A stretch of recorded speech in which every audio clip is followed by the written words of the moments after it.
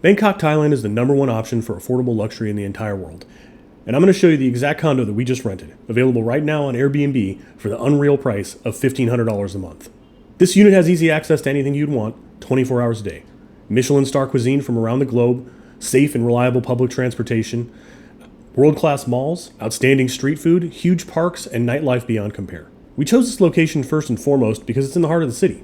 You're a 5-minute stroll from the Ratchadamri BTS station, and from there, 4 of the largest malls in all of Thailand are within 2 BTS stops. You're also only 1 BTS stop away from an MRT connection. So you have easy access to the entire city through public transportation. Lumpini Park, famous for its water monitors, aka man-sized lizards, is also just 1 BTS stop away. And that's a nice option if you're looking to get some exercise in a green space and escape the concrete jungle that Bangkok can sometimes feel like. And we're not sacrificing anything for this prime location. Our condo has a great pool, a functional gym, the staff is wonderful, and there's 24-hour security. The condo itself is recently remodeled. It's got a new fridge, most of the furnishings are new, the bed is incredibly comfortable, and it's got thick concrete walls, so noise is never an issue. It's a corner unit, it's fairly spacious at about 70 square meters, 1 bedroom, 1 bath. All right, so we're looking at the outside of the building here. The security guard there will help with any grab deliveries or really anyone that's coming into the building. So it's nice to have that, again, 24-hour security all times. We're entering the pool area now. There's 2 sets of bathrooms. The bathrooms actually double. They're both genders for each one. And there's a sauna in the one at the left. We'll check that one out in a little bit here. But the pool area itself is very pretty. There's this cool statue of a mermaid, and it definitely gives a very lush kind of tropical vibe.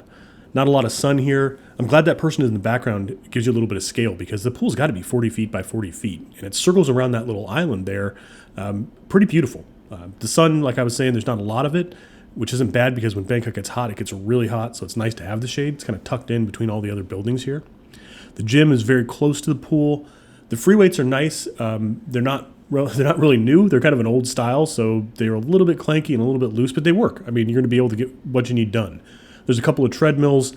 They are a little bit higher end. I wouldn't say that they're brand new, but they're definitely very functional. You got a series of plate machines all the way across and a number of benches, which I really like. So when you are using the free weights, you can get in a couple of different exercises. There's only one bike, not very big and definitely not very sturdy. I've tried to ride it, but it wasn't that great. And in some area where you can do some yoga and things like that. So gym's pretty functional, but nothing special. So this is the sauna. I know the couch looks a little bit strange, but that's generally where people will wait if they're in line. And it was actually used fairly often. Every time that I went down there, there'd be somebody queued up. It took us a while before we actually found a day where we could get back in here and not feel like we're violating someone's privacy.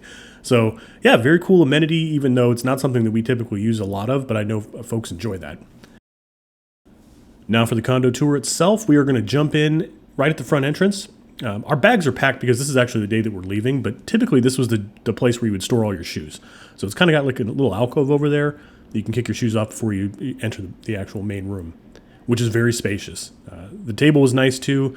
It can double as like an extension for your kitchen if you're looking to get some, like prep work done, because there's not a ton of counter space over here. So we use it also a lot for our computers, kind of like a mini desk, if you will. Fridge was brand new. You can see the stickers are still on it. You got a microwave. There's a 2-burner stove on the side there right next to that blue cooler with a vent fan, toaster, hot water kettle, the whole thing. The sink was a little bit small. If there was one complaint I had about the kitchen, it was that. But it came fully outfitted with all the different utensils that you would need.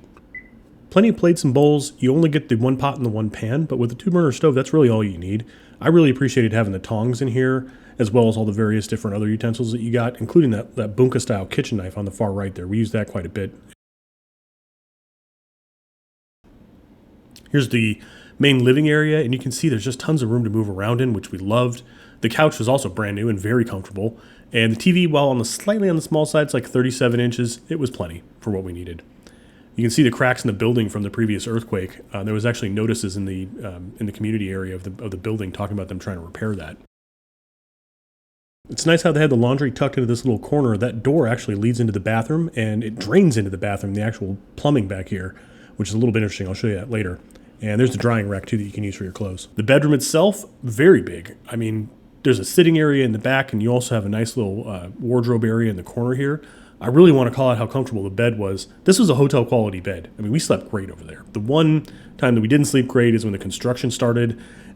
Thankfully, it doesn't really begin until about 9 o'clock, and it wasn't too loud. If you had a window open, you're definitely going to hear it, but if not, it's just kind of a background noise. It wasn't like insane jackhammering waking you up at 2 a.m. or anything like that. I did feel it was important to show this to you guys because if you were thinking about booking this place, this would be a consideration in our book. We're always asking up front, is there any construction or loud noises? What's the wall strength like? In this one, they're all concrete. So we really didn't get a lot of noise from the neighbors, if any. But if you do have a construction project outside, you're going to want to know about that. Here's the wardrobe area, and it's plenty. There was, probably 10, 15 hangers that we had that were already provided to us, including the ones with the pants clips there that you see. This is designed to be like a little makeup station, but it's kind of small for what I think that would be, and we ended up using it just as a table. Jen never sat there and did her makeup. She always did that in the bathroom here. Bathroom connected in on both sides, so you can enter it from the main living area or you can enter it here from the bedroom. And if you look next to the toilet there on the right, that's the drain that actually comes from the washer. And it's a washer-dryer combo. We did feel like we still needed to dry it out after it was done. The spin cycle doesn't get it all the way dry. The tub was nice. It may not look like it, but it's pretty deep. And the water's super hot. There's no problems with water heaters or water pressure in this place. It was great for that. All right, guys, hope you enjoyed the tour. If you want to look up the condo itself, it's called the Grand Condominium, and it's a little bit of an older building, but I think that's actually a positive. You tend to get a little bit thicker walls with the older construction, and the juristics a little bit more in place. So the people that run the building, they've been around a while longer, so you can trust the reviews, and there's a little bit more of a history there. This is definitely a place that we would come back to if we were ever back in Bangkok and wanted to stay in that neck of the woods. And if you're looking for food recommendations, I would start with the local malls. The food courts that they have tend to be subsidized, so the prices are great, and you get a really wide selection. So if you're going there as a couple, and you don't necessarily have to agree on the same thing, which, man, I'm telling you, traveling as we've been traveling, that comes up all the time. What are we going to get for dinner? How do we agree for that? Because you're not always in a spot where you can cook.